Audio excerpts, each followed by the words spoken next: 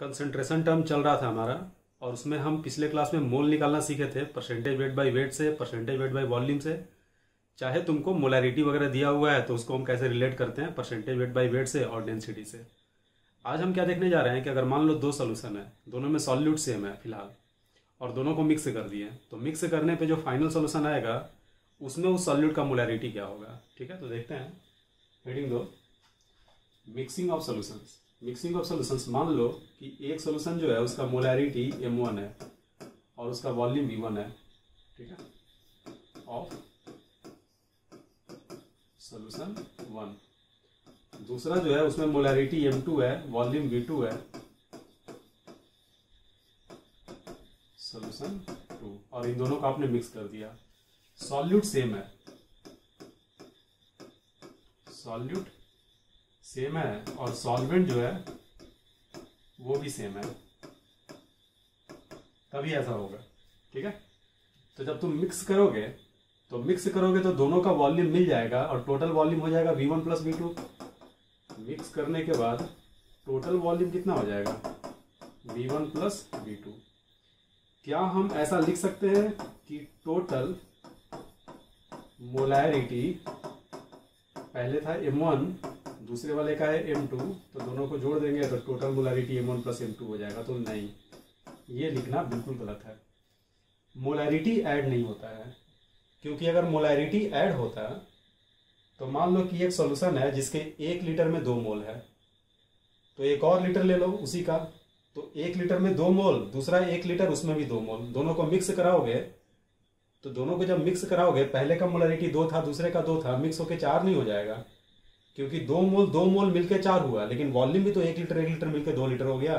तो फिर से अगर 1 लीटर में मोल निकालोगे तो तुम्हारा 2 ही आएगा। ठीक है, तो मोलैरिटी जो रहता है, मोलैरिटी कभी भी ऐड मत करना, बल्कि मोलैरिटी को फॉर्मूले से निकालना। तो मोलैरिटी होता क्या है, अगर तुम्हें मोलैरिटी चाहिए, मोलैरिटी ऑफ फाइनल सॉल्यूशन, तो तुम क्या लिखोगे, मिक्स करने के बाद जो फाइनल मोल है उसको डिवाइड कर दो फाइनल वॉल्यूम से। कोई बहुत बड़ा थियरी नहीं है, जो हम फॉर्मूला पढ़े थे वही हो गया। फाइनल मोलैरिटी बराबर फाइनल मोल बाय फाइनल वॉल्यूम। वॉल्यूम किस में, तो लीटर में। ठीक है, अब देखो फाइनल वॉल्यूम तो निकल गया v1 प्लस v2, लेकिन फाइनल मोल तो नहीं आया है। तो फाइनल मोल कैसे निकालेंगे, तो फाइनल मोल निकालने के लिए एक चीज सीखो पहले। तो मोलैरिटी बराबर क्या होता है, मोलैरिटी बराबर number of moles divided by volume of solution in litre, ये होता है। यहां से अगर नंबर ऑफ मोल्स निकालोगे, नंबर ऑफ मोल्स बराबर, तो क्रॉस मल्टीप्लीकेशन कर देंगे, तो क्रॉस मल्टीप्लीकेशन करोगे तो क्या आएगा, molarity into volume of solution आ गया इन लीटर। तो ये देखो बहुत ही इंपॉर्टेंट फॉर्मूला होता है ये, याद रखना। पहले तुमको मास देता था, नंबर देता था, वॉल्यूम देता था, तीनों से मोल निकलवाता था। तुमको मोल निकालने का चौथा तरीका आ गया, किससे, मोलैरिटी से। मोलैरिटी को वॉल्यूम से गुना कर दोगे तो मोल आ जाएगा, बशर्ते कि वॉल्यूम तुम्हारा लीटर में होना चाहिए। ठीक है, इतना समझ में आ गया। अब देखो टोटल वॉल्यूम हो गया v1 प्लस v2। अगर हम पहले वाले सॉल्यूशन में मोल निकाल लें और दूसरे वाले सॉल्यूशन में मोल निकाल लें सॉल्यूट का, और दोनों को ऐड कर दें, तो क्या हमारा टोटल मोल आ जाएगा, है ना। तो क्या करेंगे हम लोग, number of moles of solute in first solution बराबर, तो क्या फॉर्मूला है बच्चों, मोलैरिटी इनटू वॉल्यूम। तो मोलैरिटी कितना है m1, वॉल्यूम कितना है v1, तो हम इसको गुना कर देंगे m1 को v1 से, यानी m1 v1 आ गया। उसी प्रकार से नंबर ऑफ मोल्स अगर हम निकालेंगे सॉल्यूट का, लेकिन दूसरे सॉल्यूशन में, सेकंड सॉल्यूशन में, तब क्या हो जाएगा, m2 v2 हो जाएगा, है ना, बिल्कुल सेम फॉर्मूले से। तो टोटल मोल कितना आ गया, अगर हम फाइनल मोल लिखें तो फाइनल मोल दोनों मोल का जोड़, यानी कितना, m1 v1 plus m2 v2 divided by v1 plus v2। तो ये एक फॉर्मूला आ गया जिसको हम कभी इस्तेमाल नहीं करेंगे। कभी इसी तरह के फॉर्म में आंसर दे दिया तो भले ही टिक लगा देंगे, वैसे जब भी तुमसे मोलैरिटी पूछेगा किसी भी सॉल्यूशन का, फाइनल हो चाहे कुछ भी हो, ऑलवेज यही फॉर्मूला इस्तेमाल करना। इसको इस्तेमाल करना ज़्यादा मुश्किल नहीं होता है। ठीक है, नोट करो ये पूरा। देखो बच्चों, जो हम थियरी पढ़े उसके बेसिस पे क्वेश्चन देखते हैं। बोल रहा है मान लो 200 ml of 0.2 molar HCl solution is mixed with 500 ml of, ठीक है, is mixed with 500 ml of 0.3 molar HCl solution, ठीक है। इन दोनों को मिक्स कर दिया। आगे कह रहे हैं calculate molarity of HCl in the final solution, ठीक है। फाइनल सॉल्यूशन में मोलैरिटी बताइए HCl का। तो जब भी ऐसा सवाल आएगा, अब हम उतना डिटेल में नहीं जाएंगे जितना कहते हैं, हम सीधे लिखेंगे फाइनल मोलैरिटी बराबर क्या है फॉर्मूला बच्चों, final moles divided by final volume in litre, ये रहा। तो देखो फाइनल मोल, पहले फाइनल वॉल्यूम लिख लो। तो फाइनल वॉल्यूम कितना आएगा, 200 इसका 500 इसका, जोड़ोगे तो 700 आ जाएगा, लेकिन उसको लीटर में चेंज करना है तो 700 को मल्टीप्लाई कर देंगे 10⁻³ से, ठीक है। ऊपर में मोल लिखना है, तो मोल कैसे निकालें, पहले वाले सॉल्यूशन में HCl का मोल जोड़ दूसरे वाले सॉल्यूशन में HCl का मोल, क्या टोटल मोल आ जाएगा। और मोल बराबर क्या होता है, मोलैरिटी इनटू वॉल्यूम। तो मोलैरिटी को वॉल्यूम से गुना करो, लेकिन वॉल्यूम ml में है तो क्या करेंगे, वॉल्यूम कितना है 200, उसको मोलैरिटी से गुना कर दिए 0.2, और लीटर में चेंज करने के लिए 10⁻³ भी डाल दिए प्लस। तो ये पहले वाले का मोल हो गया प्लस, इसमें मोल कितना होगा 500 इंटू 0.3 इंटू 10⁻³ 500 इंटू 0.3 इंटू 10⁻³, ठीक है। तो तुम क्या नोटिस कर रहे हो, ये 10⁻³ को डालना कोई ज़रूरी नहीं था, वैसे भी कट जा रहा है कॉमन होके। 500 इंटू 0.3 डिवाइडेड बाई 700, ठीक है। तो देखो, तो यहाँ से भी मोलैरिटी का एक फॉर्मूला आ जाता है, उतना इंपॉर्टेंट नहीं है, बस छोटी सी बात है, समझा देते हैं। नीचे में तुम 700 रखे, तो 700 तो मिलीलीटर में आया, ये 700 जो है वो किस में आया, मिलीलीटर में। तो जब ये मिलीलीटर में आया तो ऊपर वाले में देखो ये मोल था, ये था मोल। जिस प्रकार से ये लीटर था और लीटर में से 10⁻³ को हटा दिए तो मिलीलीटर बच गया, उसी प्रकार से मोल में से जब 10⁻³ हटा दोगे तो मिली मोल बच जाएगा, ठीक है। उसे बोलते हैं मिली मोल। मिली बस एक यूनिट है, मिली यूनिट, और किसी भी यूनिट में 1 यूनिट और 1 मिली यूनिट में 1000 गुना का फर्क होता है। तो लीटर में अगर तुम 1000 से गुना कर दो, देखो इसमें 1000 से अगर गुना कर दें तो 1000 और 10⁻³ कट जाएगा, बचेगा 700।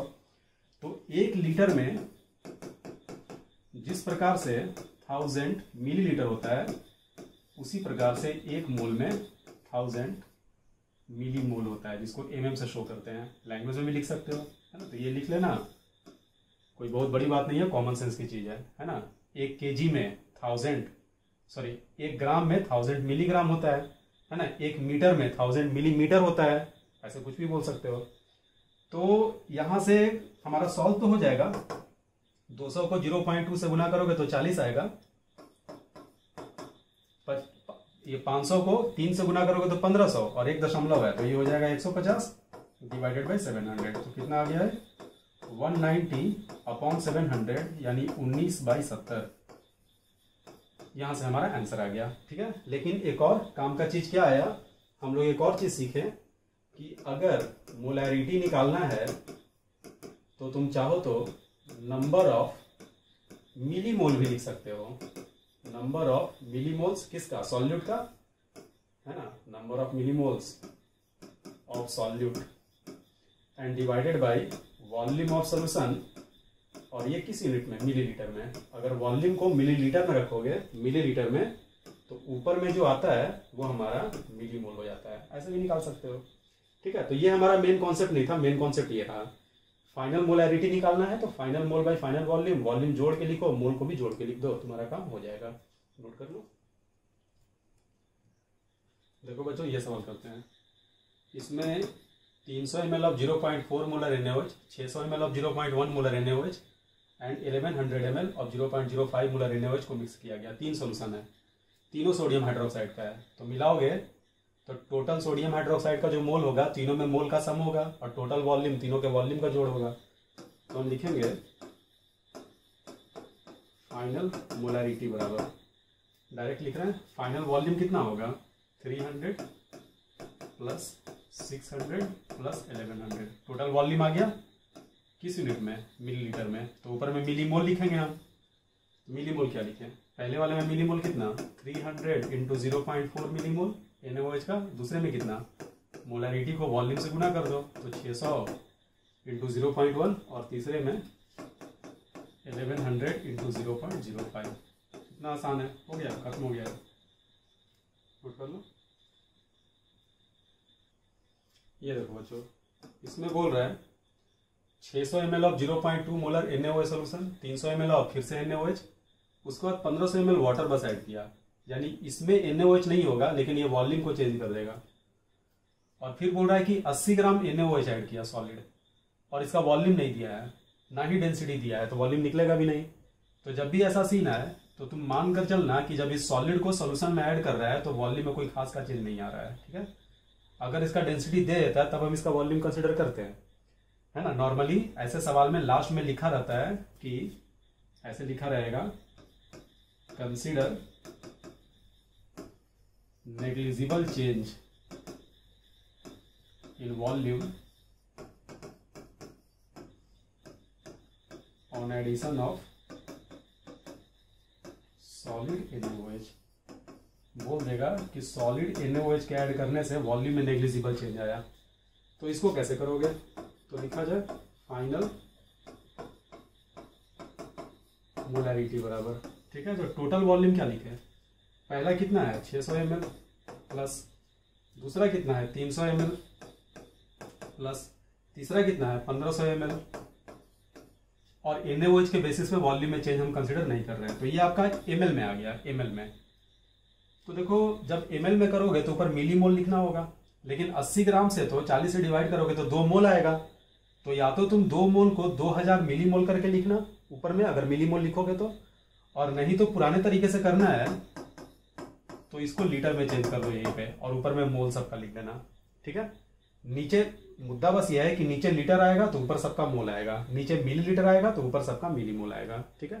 तो ये लीटर में लिख दिए तो ऊपर सबका मोल लिखेंगे। तो पहले वाले में मोल कितना 600 गुना 0.2 इंटू 10⁻³ प्लस दूसरे वाले में मोल कितना, तो 300 इंटू 0.3 इंटू 10⁻³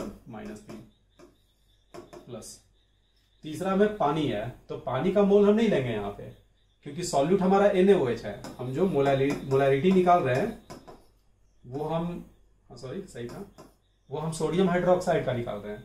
तो पानी के ऐड करने से सोडियम हाइड्रोक्साइड के मोल पे कोई फर्क नहीं पड़ा, बस वॉल्यूम बढ़ गया, ठीक है। तो यहां से NaOH के मोल में कोई कंट्रीब्यूशन नहीं आएगा, लेकिन यहां से आएगा 80 ग्राम। मोल कितना 80 में 40 से डिवाइड कर दो, यानी 2 मोल, यहाँ पे लिख देंगे 2, ठीक है। आगे आंसर हमारा नोट कर लो। देखो बच्चों, ये जो सवाल है बहुत ही ज्यादा इंपॉर्टेंट है, समझना इसको अच्छे से। क्या खास है इसमें, तो देखो जरा, पहले हम इसको नॉर्मल तरीके से जैसे तुम लोग पढ़ोगे वैसे हम लोग पढ़ के कर रहे हैं। करा 4 ml ऑफ, ना ये 0.4 नहीं है 4 है, ये 4 है बच्चों।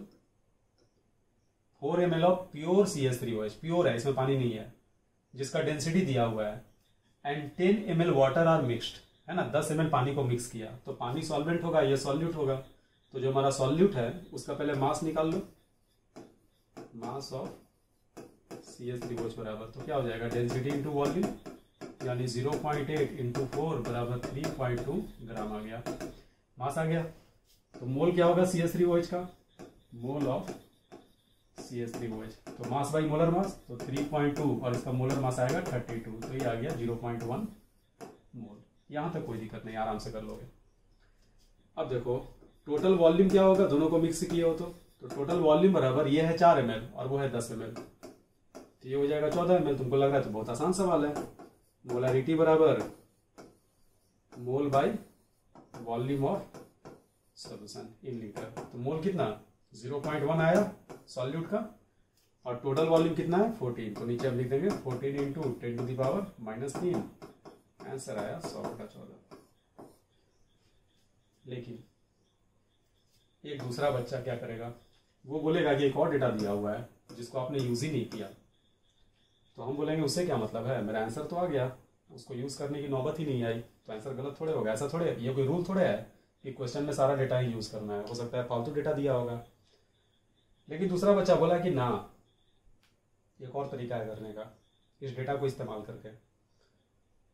तो हम बोलेंगे ठीक है, तुम करो उससे, फिर हम मिलाएंगे दोनों में से किसका सही है, क्योंकि मेरा वाला तो सही लग रहा है। भले ही एक और तरीका है, उससे कुछ और आंसर आ गया तो तुम्हारा गलत होगा, मेरा क्यों गलत हो, मेरा सही है। ठीक है, चलो तो फिर एक और तरीके से करते हैं। देखो तो ये तुम क्या किए, टोटल वॉल्यूम जोड़ दिए, 4 ml ये और 10 ml ये, तो 14 ml आ गया। अब क्या काम कर रहे हैं हम, मास, वॉल्यूम नहीं जोड़ के मास को जोड़ दो। CH3OH का मास कितना आया था 3.2 ग्राम। पानी का डेंसिटी कितना है बच्चों 10 ml वाटर दिया है, और पानी का डेंसिटी क्या होता है 1 ग्राम पर ml होता है। डेंसिटी पता है, पानी का वॉल्यूम पता है, तो मास ऑफ सॉल्वेंट यानी वाटर भी निकल जाएगा डेंसिटी इंटू वॉल्यूम से, डेंसिटी इंटू वॉल्यूम, यानी ये कितना आ गया 10 ग्राम। और तुम इन दोनों को मिक्स कर दिया, तो मिक्स करोगे तो टोटल मास कितना आ जाएगा, टोटल मास ऑफ सोल्यूशन बराबर ऐड कर दो 10 ये और 3.2 ये, 10 प्लस 3.2, तो ये हो गया 13.2 ग्राम। टोटल मास आ गया सॉल्यूशन का 13.2 ग्राम। और जो सॉल्यूशन बना उसका डेंसिटी दिया हुआ है, सवाल में डेंसिटी दिया हुआ है सॉल्यूशन का, और वो दिया है 1.1 ग्राम पर ml। तो यहां से अगर हम फाइनल वॉल्यूम निकाले तो वॉल्यूम बराबर क्या, मास बाय डेंसिटी, मास भी सॉल्यूशन का, डेंसिटी भी सॉल्यूशन का, तो वॉल्यूम भी सॉल्यूशन का आएगा। जरा निकालो, तो 13.2 को 1.1 से डिवाइड करोगे तो 12 ml आ गया। जब हमने मास को जोड़ा यानी मास को कंजर्व किया तो हमारा फाइनल वॉल्यूम आ गया 12 ml। जब हमने वॉल्यूम को ऐड किया था, जैसा कि पीछे के सारे सवालों में किए हैं, सारे सवाल में वॉल्यूम ऐड किए थे, वही काम हम यहाँ किए, तो वॉल्यूम आ गया 14 ml। ऑब्वियसली ऐड करने के बाद वॉल्यूम तो कोई एक ही रहेगा, दो प्रकार का वॉल्यूम तो नहीं हो सकता है, या तो 14 ml होगा या तो 12 ml होगा। दोनों में से एक सोल्यूशन सही है, एक सोल्यूशन गलत है। अब कैसे पता चलेगा, मास कंजर्व किया वो भी सही लग रहा, वॉल्यूम कंजर्व किया जैसा कि हम पहले के सारे सवाल में करते थे। ठीक है, तो जब ऐसा सवाल आ जाए तब क्या करेंगे, किसको हम लेंगे, क्या यहाँ पे कोई एजम्पशन लेंगे या फिर कहीं ना कहीं हम कोई गलती कर रहे हैं। तो यहाँ पे आंसर ये है कि हम यहाँ पे एक गलती कर रहे हैं। ठीक है, हमारा ये आंसर गलत है, हमारा यहाँ से जो आंसर आएगा वो सही आएगा। फाइनल वॉल्यूम आ गया 12 ml, तो मोलैरिटी क्या हो जाएगा, मोलैरिटी बराबर मोल, मोल कितना है 0.1 divided by volume of solution in litre, यानी 12 गुना 10 का पावर -3, ये हो गया 100/12। ये हमारा आंसर करेक्ट है। और ये जो है ये हमारा आंसर गलत है। ठीक है, ऐसा क्यों, तो देखो इसका रीजन क्या है। ऑल्दो हम पीछे के सारे सवाल में वॉल्यूम को कंजर्व कर रहे थे, लेकिन जब भी किसी सवाल में तुम मास को कंजर्व कर सको, जैसे पीछे जितना भी सवाल किए उसमें सॉल्यूशन का मास नहीं पता था, सॉल्यूट का मास पता था लेकिन सॉल्यूशन का मास नहीं पता था, तुम चाह के भी मास को वहां कंजर्व नहीं कर सकते थे।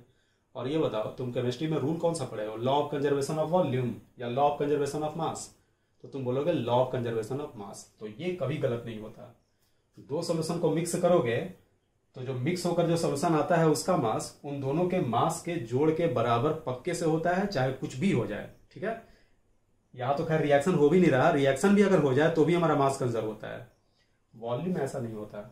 दो कंपाउंड को अगर मिक्स करोगे तो मिक्स करने पे अगर दोनों कंपाउंड के बीच में अट्रैक्टिव फोर्स अगर डेवलप हो जाए तो जोड़कर जितना वॉल्यूम होना चाहिए उससे थोड़ा कम वॉल्यूम आता है। और अगर दोनों सॉल्यूशन जो दो कंपाउंड तुम मिक्स कर रहे हो दोनों एक दूसरे को अगर अट्रैक्टिव फोर्स नहीं आ रहा, रिपेल कर रहा है, तो वैसे केस में वॉल्यूम थोड़ा सा बढ़ जाता है। तो उसी बेसिस पे बाद में हम एक चैप्टर पढ़ते हैं लिक्विड सॉल्यूशन, और वहां पे डिफाइन होता है आइडियल सॉल्यूशन और नॉन आइडियल सॉल्यूशन। तो तुम बोलोगे कि इसके पीछे के सवाल में क्यों किए, तो क्योंकि हमारे पास कोई चारा नहीं था, क्योंकि हमारे पास मास कंजर्वेशन का डेटा नहीं था, तो हमने मजबूरी में वॉल्यूम को कंजर्व किया। लेकिन जब सवाल में मास कंजर्वेशन का डेटा मिल जाए, कैसे पहचानेंगे? तो पहचानने का तरीका क्या है? देखो, डेंसिटी दिया, वॉल्यूम के साथ डेंसिटी, मास मिल गया।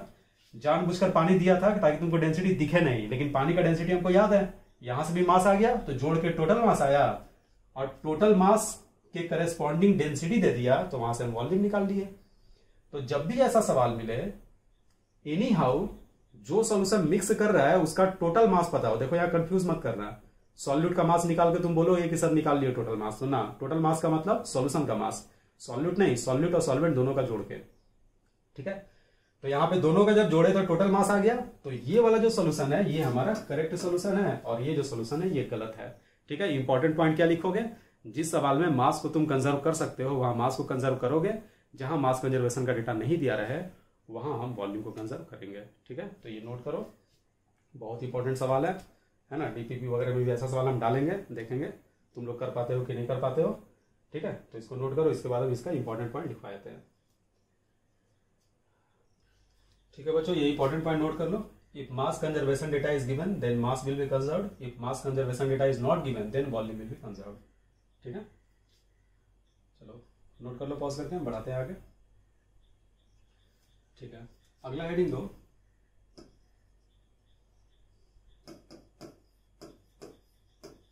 Problems related to dilution. Dilution देखो क्या होता है, डाइल्यूशन का मतलब होता है सॉल्यूशन में पानी ऐड करना, ठीक है। सॉल्यूशन में पानी ऐड कर दोगे तो सॉल्यूशन डाइल्यूट हो जाएगा।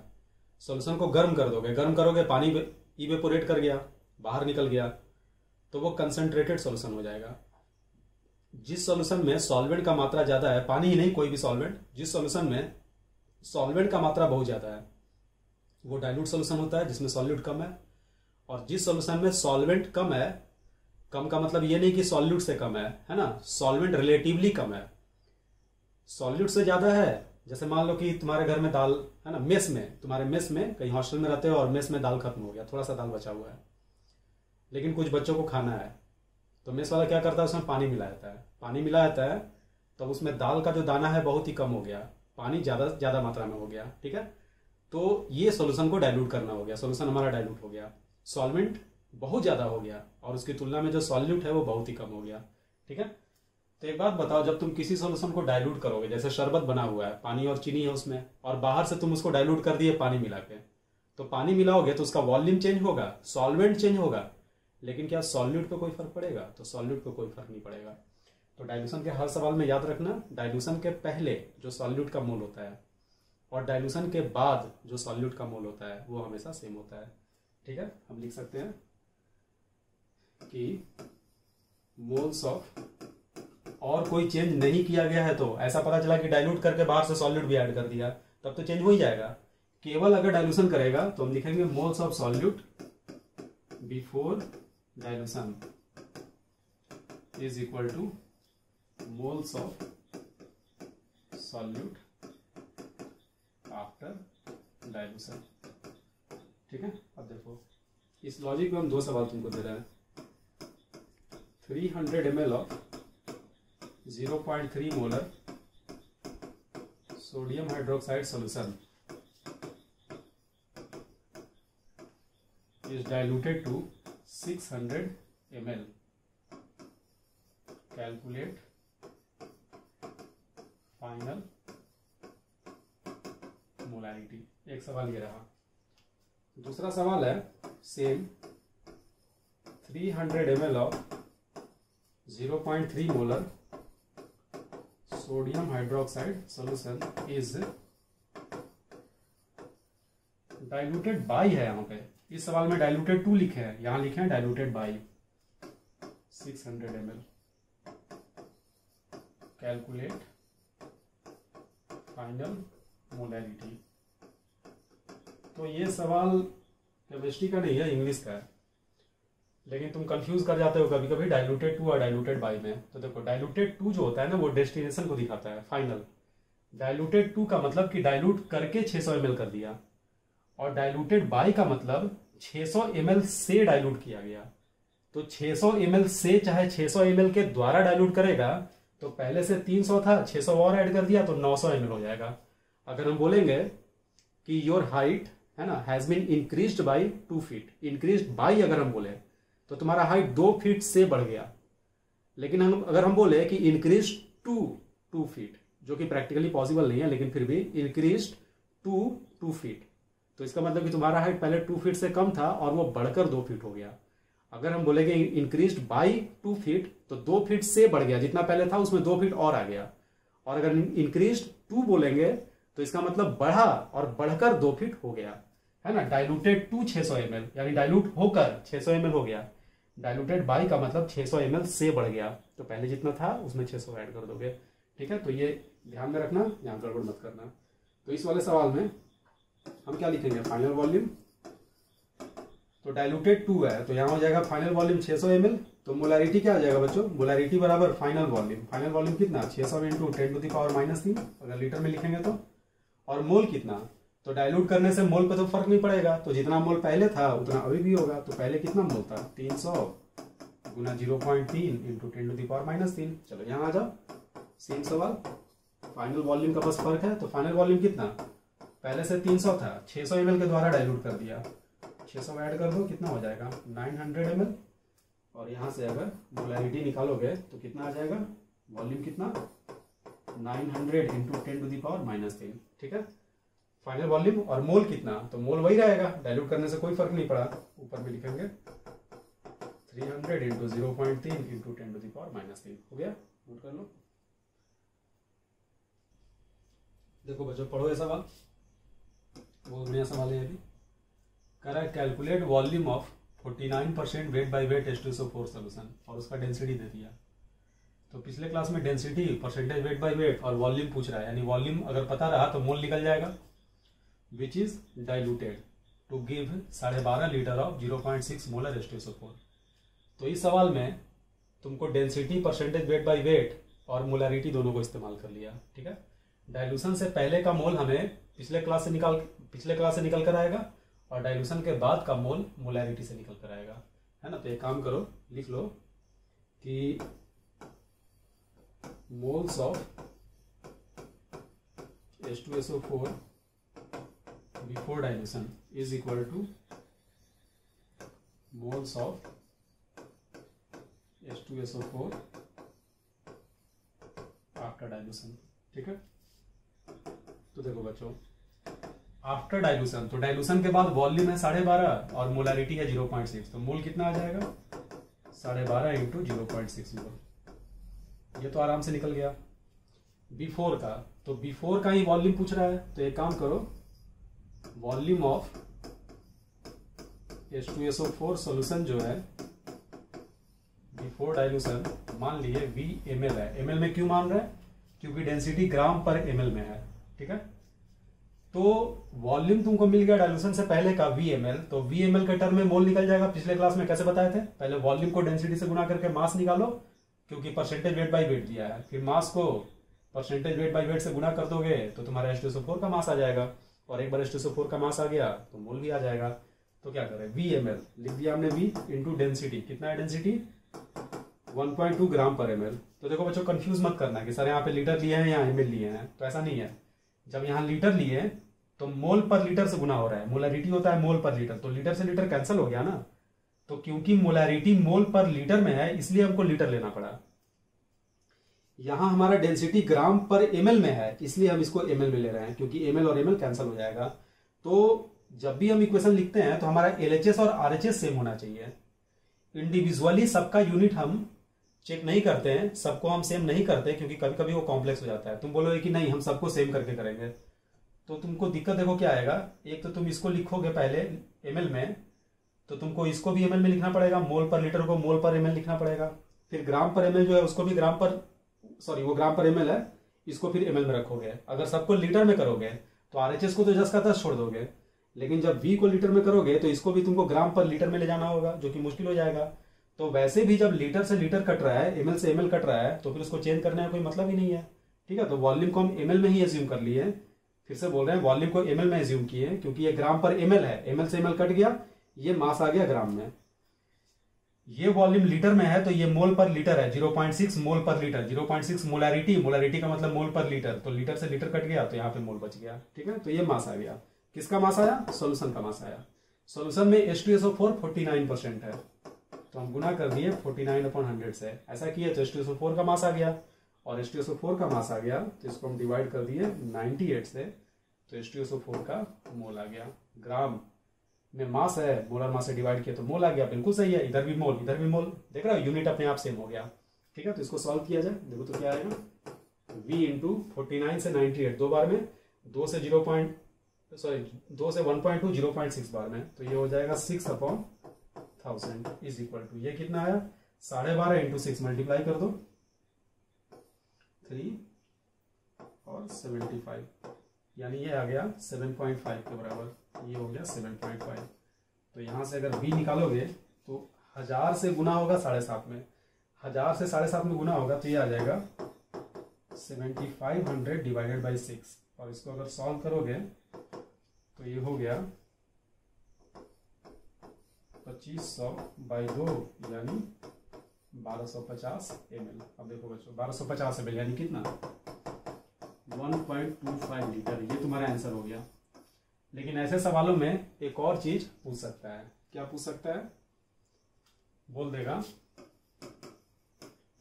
Also calculate volume of water added for dilution, है ना, डाइल्यूट करने के लिए आपने पानी कितना ऐड किया था, ये भी पूछ सकता है। तो ये वाला हिस्सा कैसे निकालेंगे, तो एक बात बताओ, शुरू में वॉल्यूम कितना था VML यानी कि 1.25 लीटर, तुम डाइल्यूट किए तो डाइल्यूट करके ये हो गया 12.5 लीटर, तो ये बढ़ा कैसे, क्योंकि तुम पानी ऐड किए। तो कितना पानी ऐड किए, तो जितने से डाइल्यूट हुआ है उतना ही पानी ऐड करोगे। तो हम क्या लिखेंगे, अगर तुमसे पूछ दे कि वाटर कितना ऐड हुआ, तो वाटर एडेड बराबर, ऐसे सोचो ना, पहले से 2 लीटर है, तुम पानी मिला के 5 लीटर कर दिए, तो तुम पानी कितना मिला है 3 लीटर, माइनस कर लेंगे फाइनल में से इनिशियल को, तो फाइनल वॉल्यूम कितना है 12.5, इनिशियल कितना था 1.25, और यहाँ से जैसे ही माइनस करोगे तुम्हारा काम हो जाएगा। ये हो गया 25 और ये हो गया 11.25, सही है, सही है, ये हमारा आंसर हो गया। दोनों में से कुछ भी पूछ सकता है, इस सवाल पे बार बार प्रैक्टिस करना, इंपॉर्टेंट सवाल है, ऐसा सवाल जेई में 2-3 बार आ चुका है। ठीक है, नोट कर लो। देखो बच्चों, एक इलस्ट्रेशन ले रहे हैं, इसमें बहुत सारी चीज समझाएंगे। मिक्सिंग का सवाल कुछ देर पहले हम लोग देखे थे, लेकिन वहां जो मिक्सिंग हो रहा था वो सेम कंपाउंड का सॉल्यूशन था। यहाँ पहला सॉल्यूशन है एल्युमिनियम सल्फेट का, दूसरा है सोडियम सल्फेट का। लेकिन अभी हम मिक्सिंग वैसे कंपाउंड का कर रहे हैं जो आपस में रिएक्शन नहीं करता है। एल्युमिनियम सल्फेट में भी सल्फेट है, सोडियम सल्फेट में भी सल्फेट है, सेम रेडिकल है, तो नॉर्मली सेम रेडिकल का कंपाउंड आयन एक्सचेंज रिएक्शन नहीं करता है, क्योंकि अगर एक्सचेंज करेगा भी, इसका एनायन सल्फेट है उसको इसमें जोड़ोगे तो भी सेम ही रह जाएगा, और इसका एनायन उसमें जाएगा तो भी सेम ही रह जाएगा। खैर ये सब चीजें बाद में सीखोगे, तुम बस इतना जानो कि दोनों आपस में रिएक्शन नहीं करता है। ठीक है, तो इसमें क्या क्या पूछ सकता है, देखो तो क्या क्या पूछेगा। देखो जैसे तुम मिक्स करोगे, बोलेगा आफ्टर मिक्सिंग ये बताओ मोलैरिटी Al2SO4 ऑल 3 का क्या है, चाहे मोलैरिटी बोलेगा Na2SO4 का क्या है। ठीक है, इन दोनों का तो ये तो पता है, मिक्स करने से मोल चेंज नहीं होगा लेकिन वॉल्यूम चेंज हो जाएगा, है ना। तो Al2SO4 ऑल 3 का बोलेगा तो क्या करेंगे, total mole by total volume. तो पहले कितना मोल था 300 इंटू 0.4 मिलीमोल, इतना मिलीमोल पहले से था। सोडियम सल्फेट को ऐड किए तो इसके मोल पे कोई फर्क नहीं पड़ेगा, इसका मोल जस का तस रहेगा, क्योंकि सल्फेट कॉमन है, लेकिन ये पूरा का पूरा कंपाउंड में तो एल्युमिनियम भी है ना।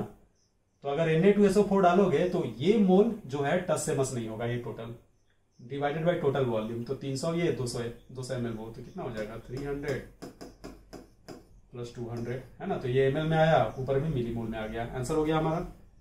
सोडियम सल्फेट का तुम लोग बताओ, तो टोटल वॉल्यूम कितना, फिर से 300 प्लस 200 मिलीमोल, सॉरी मिलीलीटर, और ऊपर में मिलीमोल किसका, सोडियम सल्फेट का, निकाल लो वहां से 200 गुना 0.5, ये हो गया। देखो और क्या पूछ सकता है, बोलेगा कि सॉल्यूशन में जितना आयन है, आयन का मतलब क्या है, एल्युमिनियम आयन, सल्फेट आयन, सबका कंसेंट्रेशन बताओ। तो क्या करोगे, मोलैरिटी Al3 प्लस का मोलैरिटी सल्फेट आयन का SO4 मोलैरिटी Na+ का। और क्या पूछ सकता है, तुमसे बोलेगा कि मोलैरिटी सारे के सारे केटायन का एक साथ बताओ, जितना केटायन है। केटायन कौन सा होता है, जिससे पॉजिटिव चार्ज हो। और क्या बोल सकता है, मोलैरिटी बताओ सारे के सारे एनायन का एक साथ। तो ये इतना सारा वेराइटी पूछ सकता है ना, इसी में से कोई एक पूछ देगा। सब कुछ तुमको निकालना आना चाहिए। तो बता एल्युमिनियम सल्फेट कितना होगा, तो एक बात बताओ। एल्युमिनियम Al3+ आयन कितना होगा, तो एक बात बताओ। अगर हम लिखें मोल्स ऑफ A2SO4 और ये X आया X, तो अगर ये X आया तो उसमें एल्युमिनियम 2X होगा, सल्फेट 3X होगा। ठीक है, ये आइडिया लग गया, पहले ही पढ़े थे मोल कॉन्सेप्ट में। तो इसका पहले मोल बताओ कितना होगा, तो मोल कितना आ रहा है 300 इंटू 0.4 इंटू 10⁻³ ठीक है, तो 0.3 इंटू 0.4 ये आ गया 0.12 मोल आ गया। पहले भी निकाल के यहाँ पुट कर सकते थे मोल और यहाँ लीटर में पुट कर देते हैं, लेकिन हम एक्सप्रेशन लिखे थे, सेम आंसर आएगा।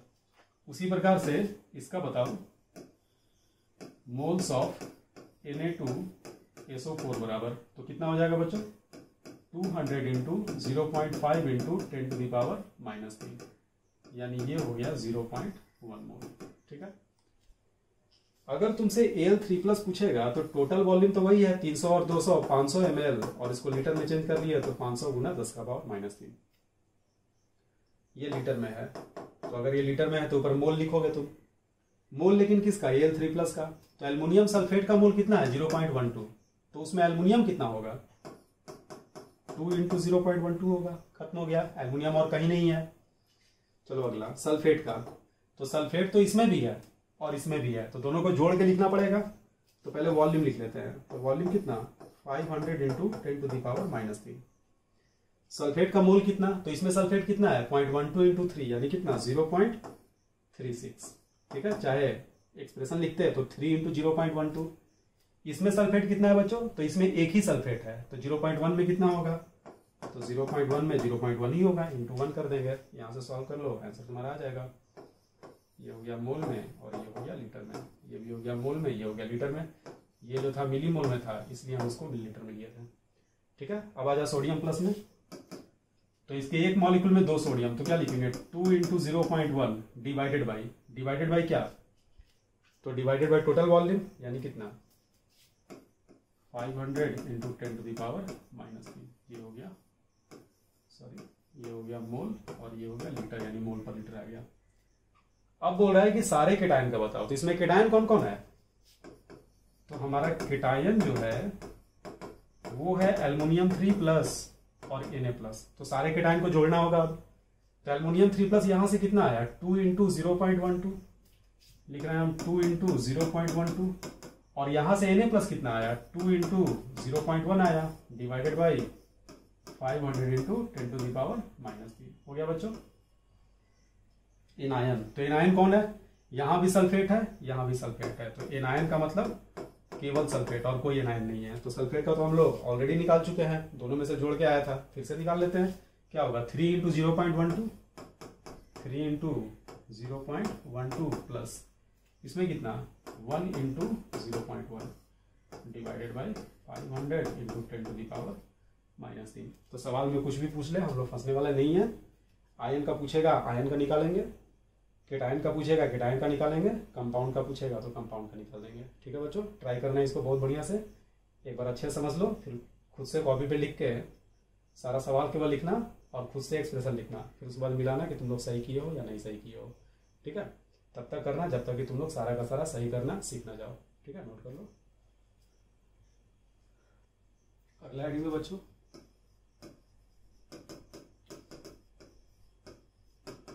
मिक्सिंग ऑफ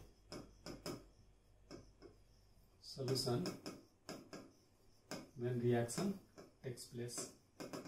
ठीक है, जब रिएक्शन होगा, यहां मिक्सिंग करा रहे हैं और रिएक्शन भी हो रहा है। इसके पहले जो मिक्सिंग करा रहे थे सेम कंपाउंडर है, चालक कंपाउंडर, रिएक्शन नहीं हो रहा था।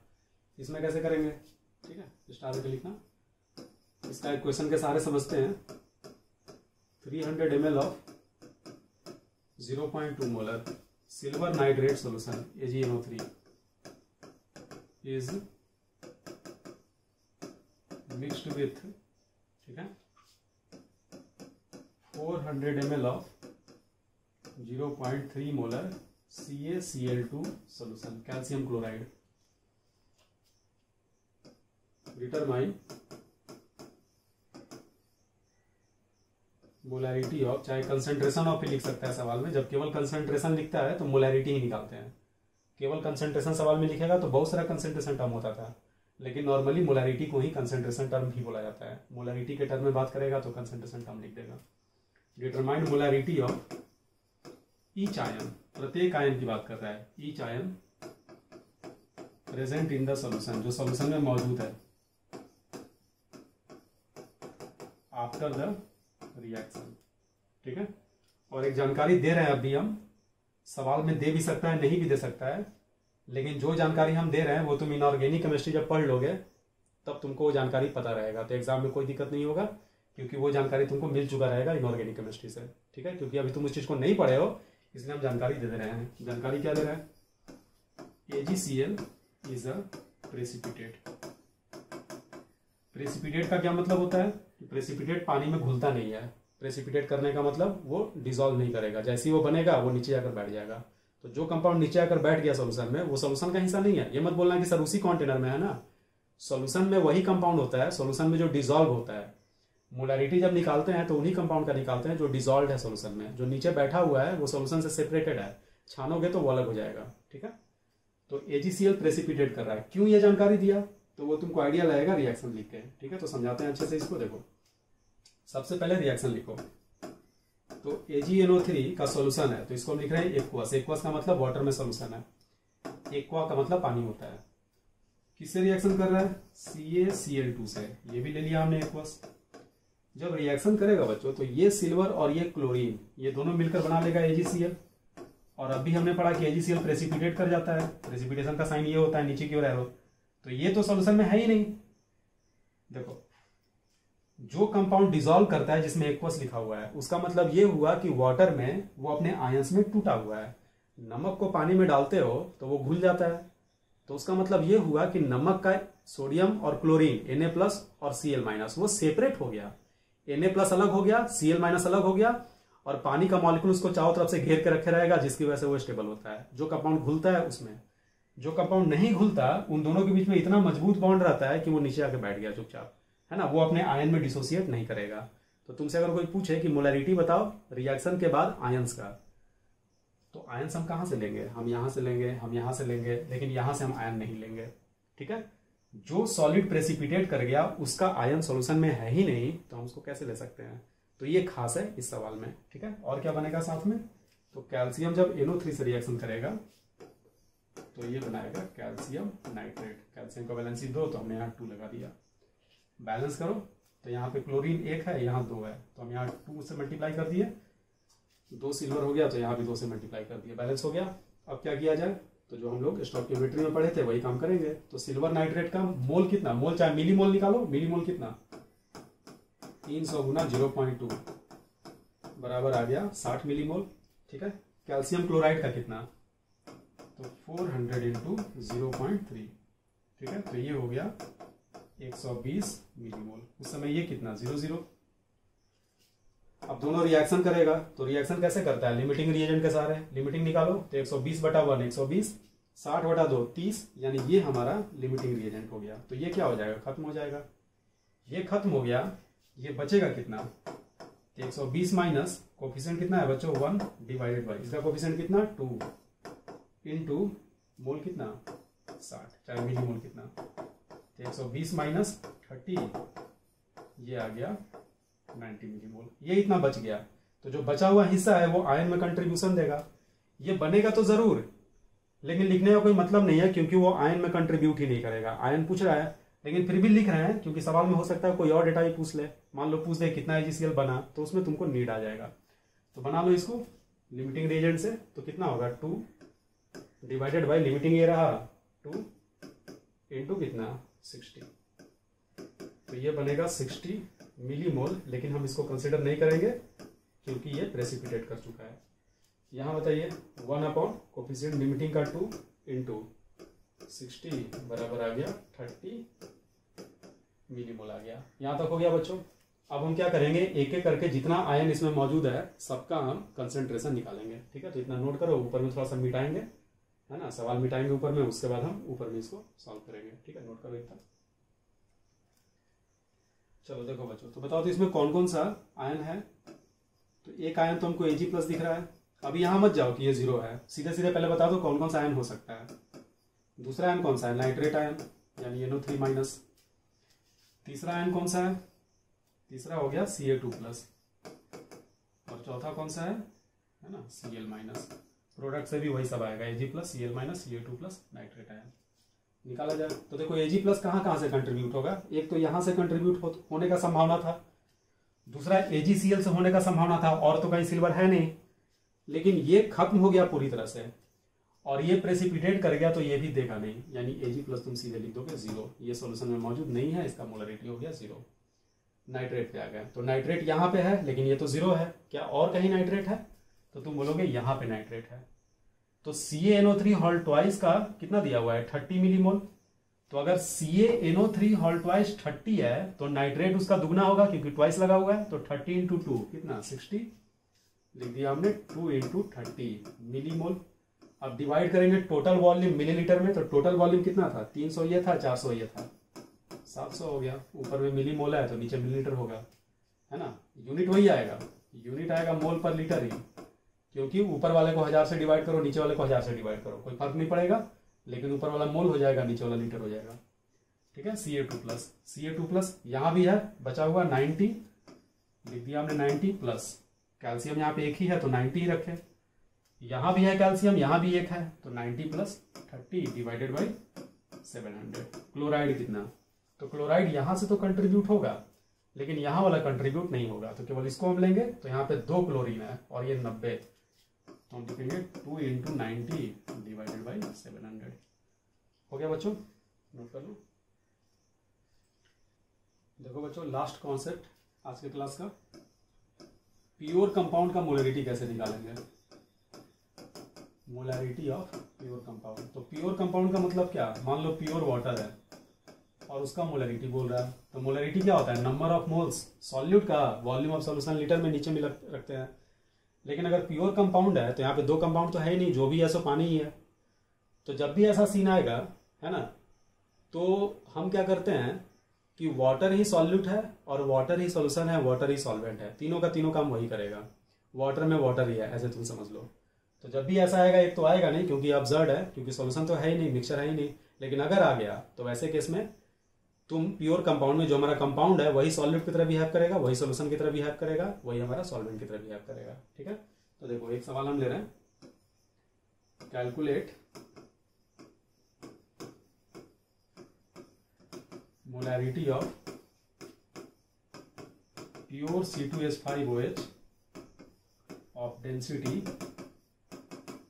1.2 ग्राम पर ml। डेंसिटी दिया हुआ रहेगा, ठीक है, मोलैरिटी है प्योर का, तो मोलैरिटी का मतलब क्या, मोल पर लीटर।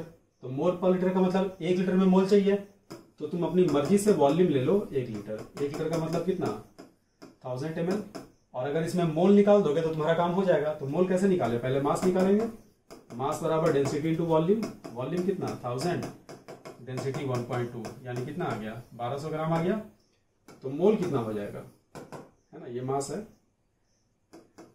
ऊपर वाला, मोल बराबर क्या होगा, मास बटा मोलर मास, तो 1200 में डिवाइड कर दो 46 से।